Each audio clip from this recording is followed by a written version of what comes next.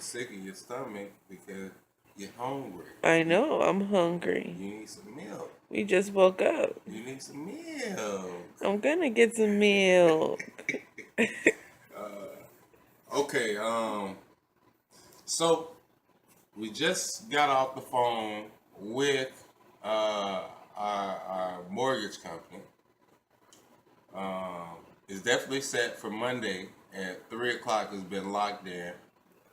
We got several things to do today. One, got to change the oil in my truck. Two, we got to take an early morning trip to the grocery store to get a few items. And I can't wait till no longer have to go to the grocery store. That's the main thing I'm waiting for. When everything comes up and we don't have to go to the grocery store anymore. But we got to take an early morning trip to the grocery store. We got to change the oil in my truck. We got to wash down our vehicles. And I don't know if we're gonna do a little packing today. I don't think we're gonna do a little packing today. I think all that's gonna start tomorrow. But yeah, we got an eventful day going on today. We got a whole lot going on today. And so yeah, once again another day of a jam-packed day, full of things to do, full of things for you guys to watch. So I hope you guys enjoy going on this journey with us. Hope somebody out there finds value in what we're doing. I hope somebody out there finds motivation in what we're doing. If you go to our Facebook page, which is Black Farmer 6,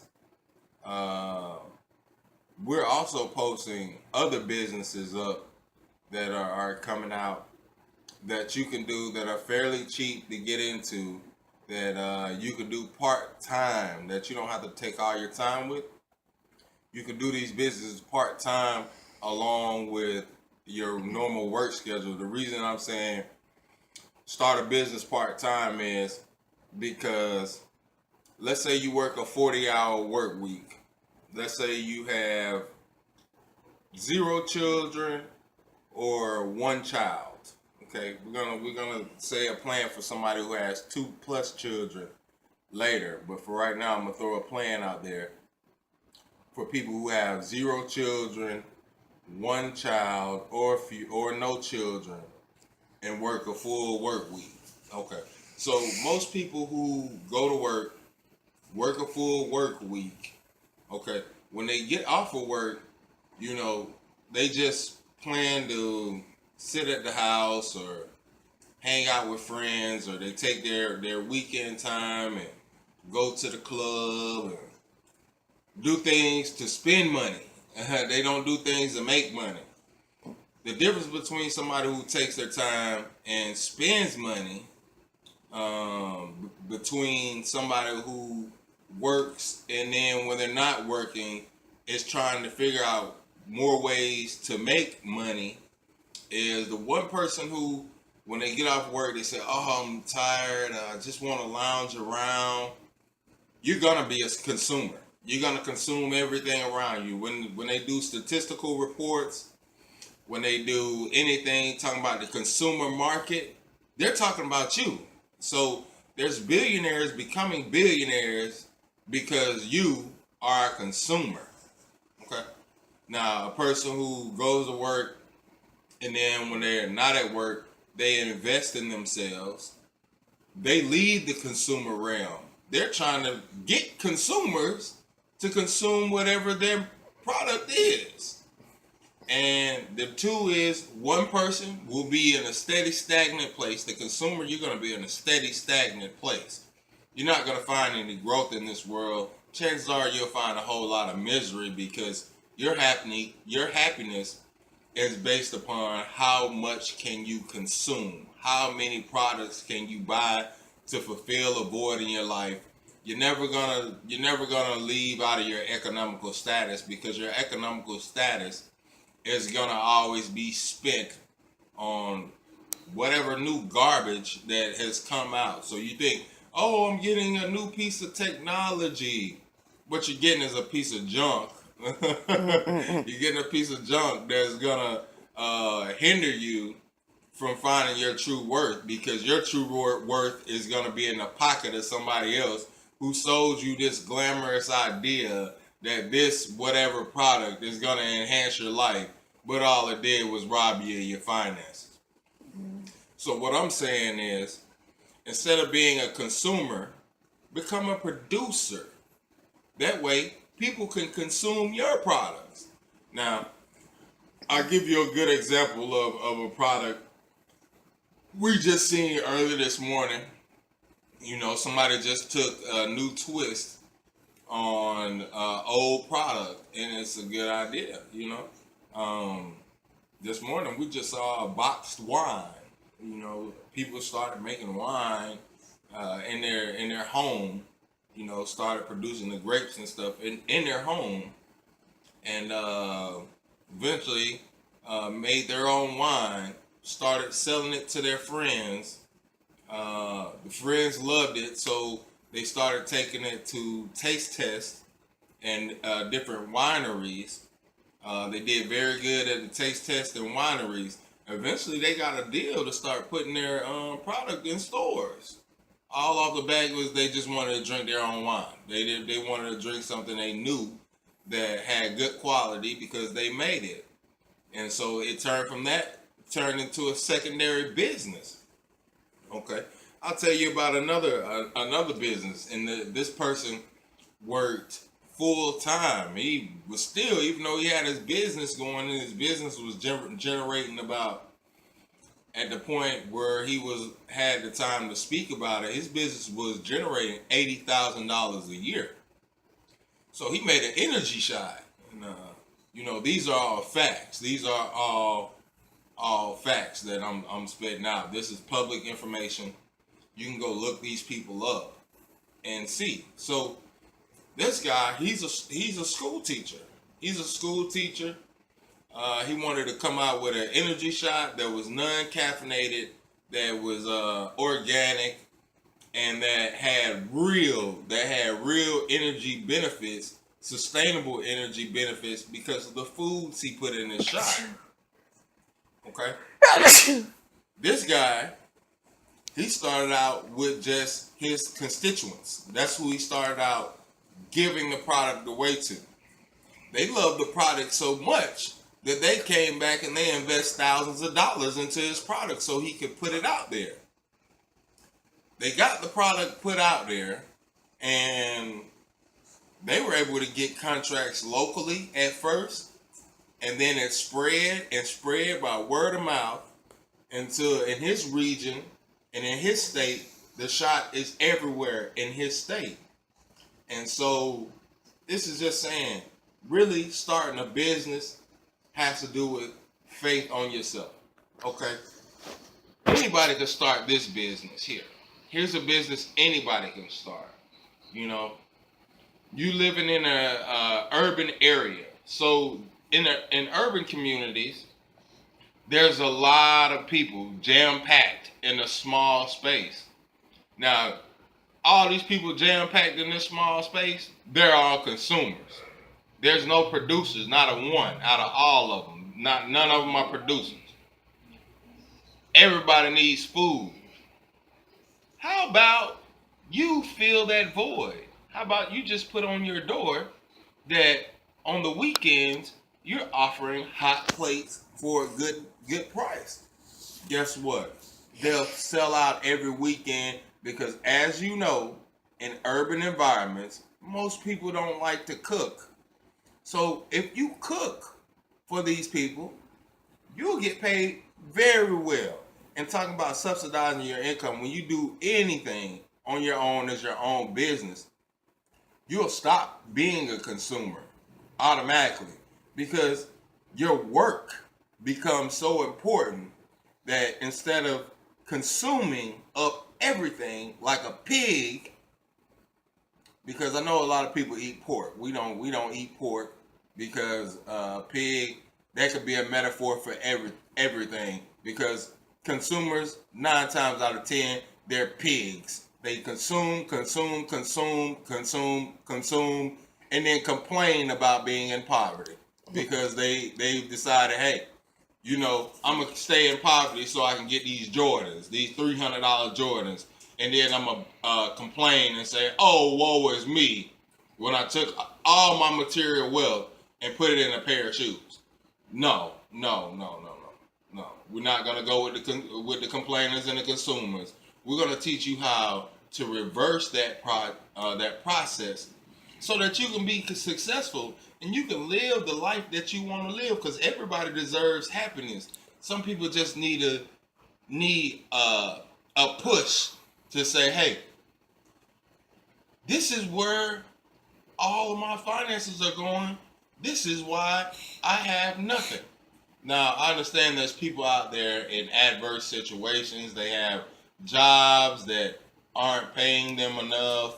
And this is a lot of people who have jobs who are not paying them enough. And they're not consumers.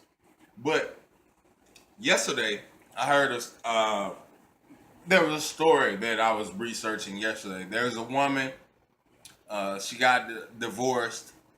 The husband, he wasn't really contributing to the household.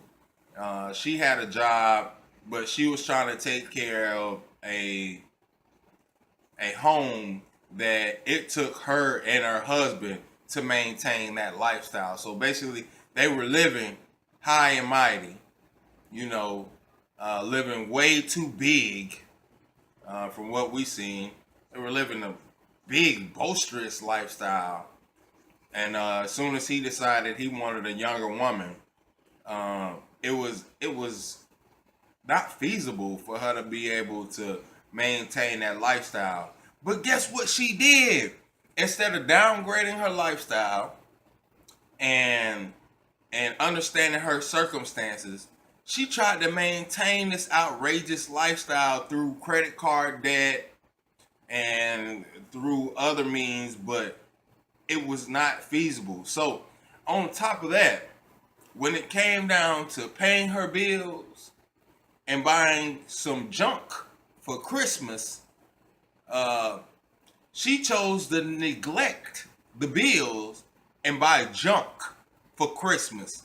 So she put, okay, because I don't want to bash anybody's religion or anything like that, but I'm saying when a pagan holiday comes around where it's based upon, you know, a fat guy in a red suit. Okay, you say you're doing this because you love Jesus, but buying toys and electronics, that how are you showing any love to Jesus by doing that? Especially if it's at the detriment of yourself and your family. Okay, a lot of people who are in the situation that they're in, they need to get more serious with themselves. They really need to look in the mirror and be more serious with themselves and say, "Hey, let me stop blaming the world for this situation and figure out what I can do to alleviate the situation." Because I'm sorry to tell you, in 2017, nobody cares about you. Nobody cares about me. Nobody cares about my wife. Nobody cares. If you fall out dead on the concrete, okay, people will videotape you before they help you. This is the world we live in. So understand, nobody cares. If you're a complainer, nobody cares. Now, if you're a producer, people will care. They'll care. Especially if you get good, and if you're a producer and a good salesman, people will care because people will take notice and somebody might want to invest in you. But first, before somebody else invests in you, you have to invest in yourself. You have to believe in yourself. Then people will start investing in you. I know I'm rambling on. This take has been too long. We got too much activity to be making this part of the video too long. But I hope you guys enjoyed this little rant. I got to cut it off right here because I don't want to make 2 videos a day. I just want to do one good video today. So I know I'm taking up too much time. But thank you guys for watching. and there'll be more today. So, but I'm still gonna say like and subscribe right now because it's early in the morning. Like and subscribe, and we'll see you again in a few. So, my truck, we moved it out of the driveway this morning and put it back in the backyard so I could change the oil. So you see what we have. Very simple stuff. The oil, Havoline. I didn't want to put. What's one thing about when you do work yourself is that don't use cheap products. You already saving about $40. You're saving about $40 for doing the work yourself. So since you already saving $40 for doing the work yourself, why would you go out and buy cheap products? You know, because even after we bought the products, we still saving about $30 by doing this ourselves. So what you got is your oil, your filter, cheap little tool kit,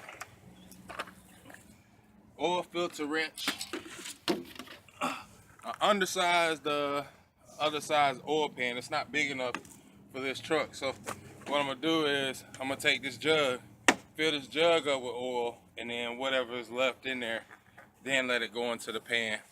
As you can look in the back here, we got an old 40-gallon drum that we did use for burning.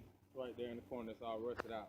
We used it for burning probably last year when we wanted to burn some of the woods up out here. And so that's what we're gonna be throwing the oil in and burning it. Now I gotta tell you something, this old oil, with a little bit of effort and a few other products, if you have a diesel engine in your vehicle, this old oil could be converted to gasoline. So to convert old oil to gasoline, I think after you buy the products that you need to convert old oil into gasoline, it only equates to about 50 cents a gallon. So another thing, when you want to be an entrepreneur, you want to live life free, you got to know how to save money in every aspect, in every corner of what you're doing. It's imperative. Good business people know how to save money, okay? You can't be living in a materialistic world and trying to buy all the fashion and do all that and be a successful entrepreneur, because first thing you need to know about being a successful entrepreneur is you're gonna be broke. You're gonna be broke because every spare dollar you have should go into your dream and vision, not going into making somebody else dream and vision more lucrative, you know. And that's what most people do, you know. They don't have a dream and vision themselves, so all they do is invest in other people's dreams and visions, and then be upset that these people are millionaires, and in some cases billionaires, because they had a dream and vision and they went through a hard point in their life. They were broke at some point because they brought that from mental to physical, you know, meaning they brought it from the internal realm to the external realm, and people decided they needed it. So for right now, what we're doing is we're gonna change this oil, and when we finish, we'll be back, because today we have to wash my truck and my car, get those washed and clean, so when we move, we know our vehicles are clean and we don't have to do it when we get over there, because that's something I don't want to focus on when we leave here. And so we'll be back, another video. We're not done for the day. We got plenty of material. I hope we don't run so far over today that we have to do 2 videos. You know, I kind of wanted to stick with doing 1 video a day. I felt that was appropriate, because too much content, you know, not very many people are going to be watching the videos. So just 1 a day until traction picks up, and then maybe later on, then maybe 2 videos a day, but you know, 1 video a day. So we'll see you in a little bit after we finish, and just show you the finish and how the new oil is driving. So see you in a minute. I just finished changing the oil in the truck, and this is what I want you to know for anybody who's going to be doing this as well. 1, make sure you have at least an hour and a half of time to do it, because although getting down there, taking the plug off that holds the oil in there, taking the filter off, although that may take 15 minutes. That's all that's going to take, is about 15 minutes. The difference between you doing it yourself and the shop doing it is you can take the time to let all the oil drain out. See, when you take it to a shop, they just let it drain out. When it stops flowing really fast, they cap it, put new oil in it. Well, over time of doing that, over the life of your vehicle, what ends up happening is you're gonna need an engine flush, because every time it's always bad and bad. And that's, but in the background, that's a school bus. We're in a small town, so the town really can't afford to repair the school buses the way that they need to and maintain them the way they need to. So they sound like that. But when you do it yourself, you have the time to let it sit there 30 minutes and just completely drain out the oil. And even with that, that doesn't get all the oil out, because there's a dip below. Normally on every vehicle, it's a small little dip below, and that's a design. That's something that the vehicles designers do to make sure that eventually you have to replace the vehicle and upgrade.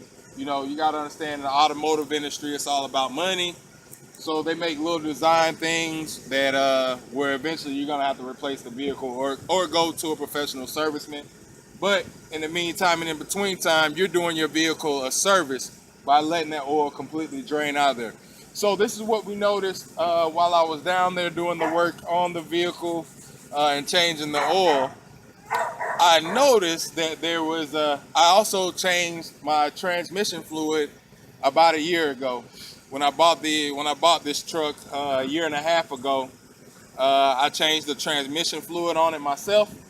I didn't tighten down the transmission plug all the way. It was just a little bit, just enough where transmission fluid could slowly leak out of it. And over time, it has done that. And so I noticed right now, when I was under there, it was a little wet. Cleaned off the wetness, sealed it up really good, and then I was just brought to check the transmission fluid. We noticed that the transmission fluid is it's not where I want it to be at.